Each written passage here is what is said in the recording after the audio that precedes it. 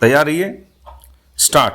केंद्र सरकार ने किसानों को राहत पहुंचाने के लिए खरीफ सत्र में मृदा पोषक तत्वों की उपलब्धता सुनिश्चित करने के लिए उर्वरक सब्सिडी पर कुल 1.08 लाख करोड़ रुपए खर्च करने की घोषणा की है। स्टॉप। यह सही दिशा में उठाया गया कदम माना जा सकता है। स्टॉप। इस बात का ध्यान रखना होगा कि उर्वरक सब्सिडी से खरीफ की फसल के उत्पादन को बढ़ाने में तब तक मदद नहीं मिल सकती जब तक सिंचाई, बीज, बिजली और कृषि उपकरणों पर सब्सिडी को पहले से कम दुगुना न किया जाए। स्टॉप। पैरा।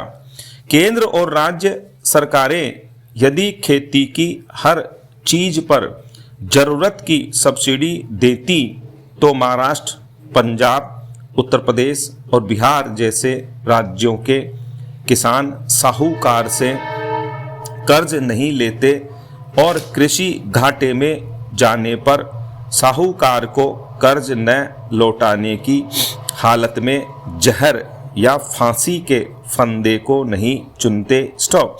केंद्र सरकार को किसानों के प्रति ज्यादा उदार होने की जरूरत है। स्टॉप। इतनी उदारता तो बरती ही जाए कि किसी किसान को फसल उगाने के लिए साहूकार या बैंक से कर्ज न लेना पड़े। स्टॉप। यदि ले भी ले तो कर्ज न चुकाने की हालत में ऐसा कदम उठाने के लिए मजबूर न हो जो उसके परिवार के लिए दुख की वजह साबित हो। स्टॉप। केंद्र सरकार प्रत्येक फसल के समय बीजों, उर्वरकों आदि पर कुछ सब्सिडी की घोषणा जरूरी करती है, लेकिन खेती में लगने वाले तमाम दूसरे खर्चे भी कम नहीं होते। यदि परिवार में हाथ बटाने वाला कोई नहीं है तो मजदूर रखना किसान की मजबूरी होती है। इसके लिए उसे कम से कम प्रतिदिन 400 रुपये खर्च करने पड़ते हैं। इसी तरह के दूसरे कई खर्च होते हैं। इन ऊपरी खर्चों के लिए उसे साहूकार से कर्ज लेना पड़ता है। इसी तरह जुताई, बिजाई और पशुओं से बचाने के लिए सुरक्षा बाड़े को तैयार करने में भी कम खर्च नहीं होता। इसलिए किसानों को इतनी सब्सिडी मिलना बहुत आवश्यक है जिससे वे निश्चिंत होकर खेती कर सकें और किसी भी संकट का सामना कर सकें। स्टॉप। पैरा। ऐसी स्थिति की कल्पना करें जब आप एक ही स्थान से सभी बड़े ecommerce platform, food delivery, clothing, fashion और कैब सर्विस आदि सभी सेवाओं के साथ लोकल स्टार्टअप और किराना स्टोर तक सभी जगह ऑनलाइन पहुंच सकें। स्टॉप।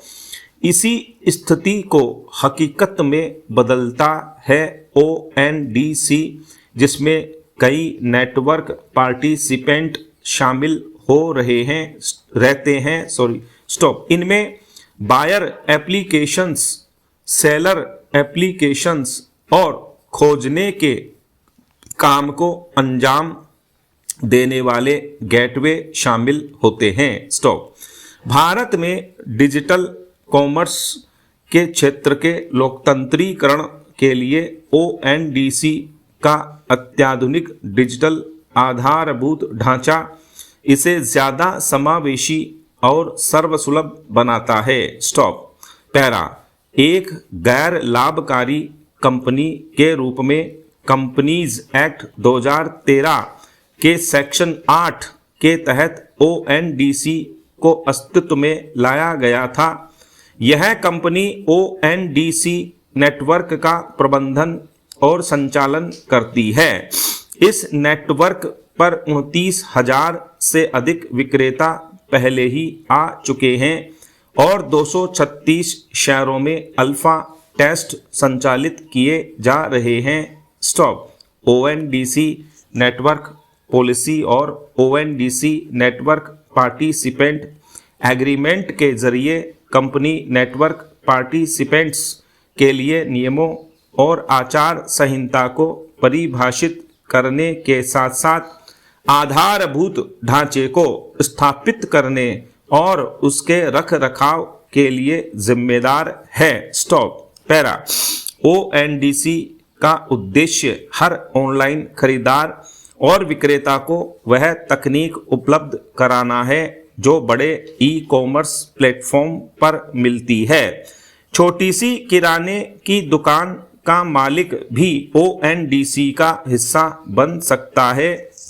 वस्तुओं और सेवाओं के एक्सचेंज को प्लेटफॉर्म केंद्रित दृष्टिकोण से नेटवर्क केंद्रित दृष्टिकोण की ओर ले जाने से खरीदारों और विक्रेताओं को एक ही एप्लीकेशन का इस्तेमाल करने की बाध्यता खत्म हो जाएगी।